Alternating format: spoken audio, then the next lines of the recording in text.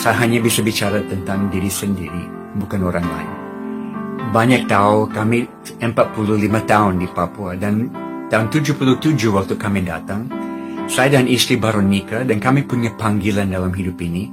Kami mau buat pelayanan yang orang lain tidak bisa buat atau tidak mau buat. Kalau orang lain bisa, silakan. Kami mau cari pelayanan yang orang lain tidak mau. Itu yang bawa kami ke Papua, Irian Jaya, dan ke suku yang paling terisolir, paling terkebelakang. Di daerah selatan, Merauke, tapi di tengah hutan, bukan dekat kota Merauke. Dan kami masuk dengan pesawat air, turun di sungai, dan mulai menyatu dengan satu masyarakat yang belum pernah ketemu orang dari luar. Kami yang pertama.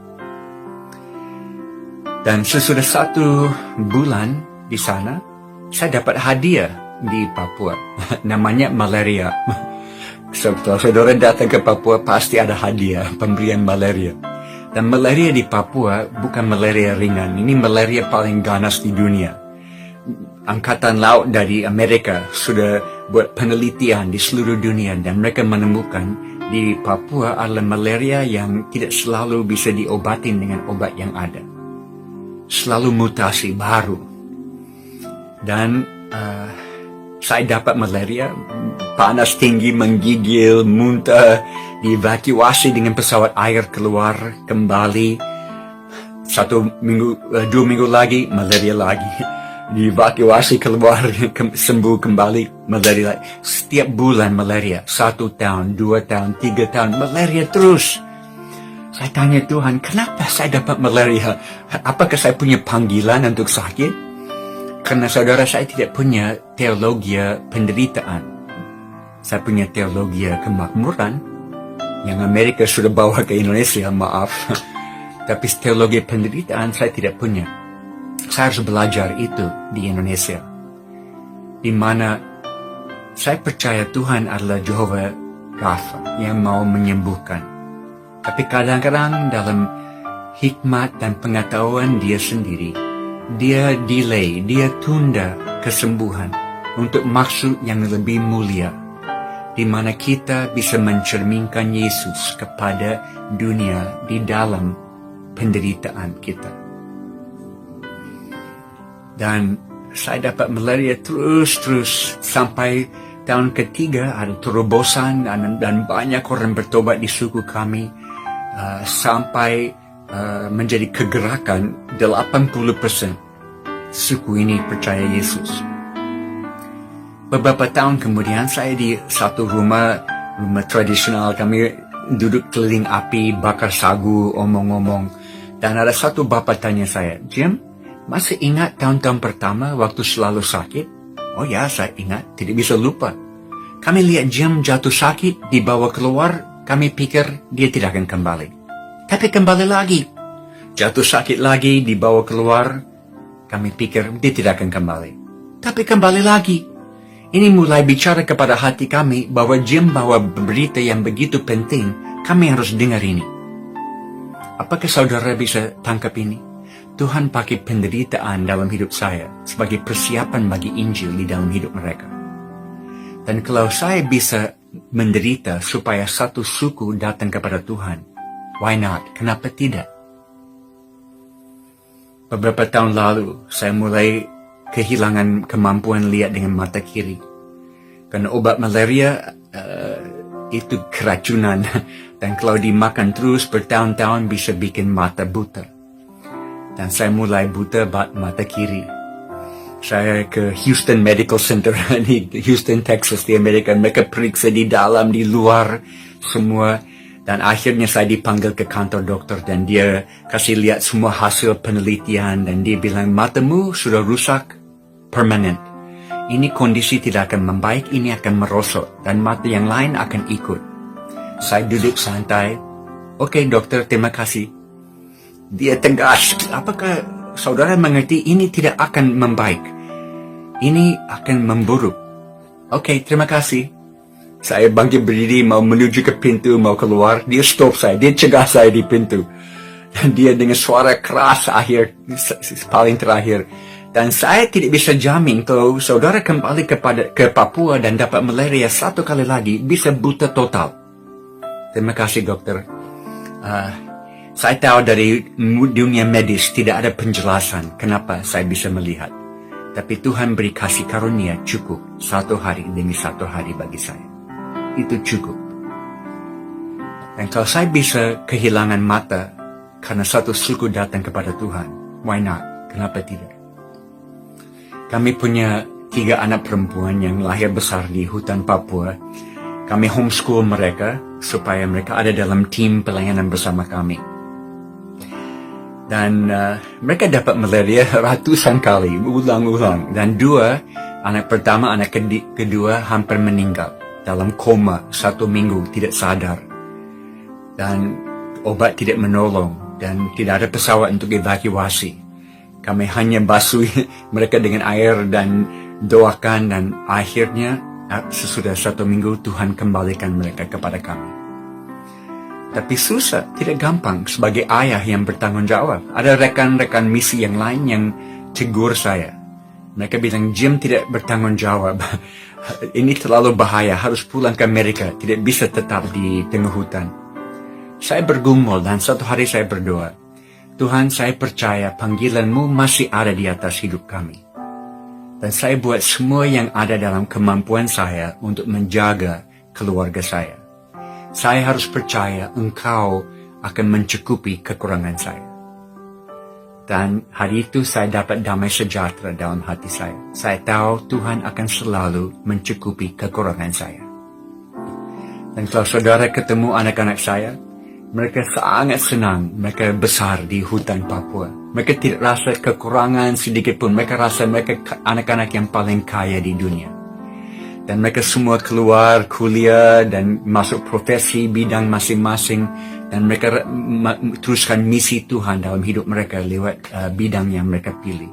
Seperti Amy, anak pertama. Yang waktu di hutan dia bantu mama di klinik. Dia umur 12 tahun, dia bisa bantu ibu-ibu melahirkan. Umur 12 tahun, dia bisa jahit kulit yang terbelah dari perang suku. Umur 12 tahun, dia bisa pasang tulang yang patah. Akhirnya dia ikut kuliah medis di Amerika supaya dia bisa dapat teori yang sesuai dengan praktik yang dia sudah tahu. Dan dia kembali, dan sekarang di kota di mana kami tinggal di Sentani, dia buka klinik kesehatan. Di mana banyak orang datang dan tubuh dijamah Tuhan dan rohnya dijamah Tuhan. Dan dalam COVID ini, klinik kami sekarang setiap hari melayani 600 pasien. Karena semua takut ke rumah sakit karena COVID ada di situ. Jadi mereka datang dan tetap dilayani dengan apa yang ada pada kami. Mungkin saya akhir dengan satu cerita terakhir. Pada satu saat kami mau buat baptisan air di suku di samping suku yang kami layani di pedalaman. Karena waktu kami lihat kegerakan di suku kami ajar mereka langsung. Injil dibawa kepadamu supaya bisa kamu bawa ke suku yang lain. Jadi mereka jadi missionaries langsung jadi. Dan mereka bawa ke suku-suku yang dulu adalah musuh mereka. Yang membunuh dan memakan orang tua mereka. Semua orang seumur dengan saya dan lebih tua tahu rasa daging manusia. Mereka kanibal pada waktu itu. Jadi musuh di sebelah timur dari suku kami adalah suku yang kanibal, membunuh dan makan orang tua mereka. Tapi mereka balas dengan kasih Tuhan. Luar biasa. Dan kami masuk satu kali untuk baptisan air pertama di tengah-tengah suku itu. Dengan pesawat air kami take off dari di sungai kami, di kampung kami. Dan saya satu penetua jemaat dan pilot, 3 orang. Karena di mana kami mau turun itu sungai sempit, kecil dan tidak bisa terlalu berat, harus ringan. Karena pesawat hanya bisa landing dan take off di sungai yang tanjung cukup memungkinkan. Jadi kami turun dari pesawat dan pilot bawa pesawat ke tempat lain, layani missionaries yang lain, nanti sore akan datang jemput. Hari itu kami buat baptisan air, banyak orang dibaptis, ada banyak makan, dan kami nikmati hari itu. Sore pesawat mau datang jemput, dan kami lihat awan-awan hitam yang berkumpul di bagian timur dan sebentar akan ada hujan. Oke, kami harus naik pesawat cepat. Pesawat turun, kami siap-siap naik. Tapi karena hujan mau turun, pilot tidak punya waktu untuk cek float-float, pelampung-pelampung yang ada retak-retak dan air bisa masuk ke dalam bikin berat pesawat. Dia selalu pompa air keluar dari float-float itu. Tapi dia tidak punya waktu karena hujan mau datang. Dia putar pesawat ke ujung tanjung, dia mau mulai take off. Dan waktu dia mulai dapat kecepatan cukup, dia tidak bisa naik. Karena angin yang tiup dari bagian timur tiba-tiba berubah 180 derajat dan datang dari bagian barat. Tidak ada kaus angin, tidak bisa tahu. Tapi waktu dia coba naik, angin dari belakang menahan pesawat di bawah. Sampai kami mendekat ujung tanjungnya, di mana semua belok ke kiri tidak kelihatan lagi.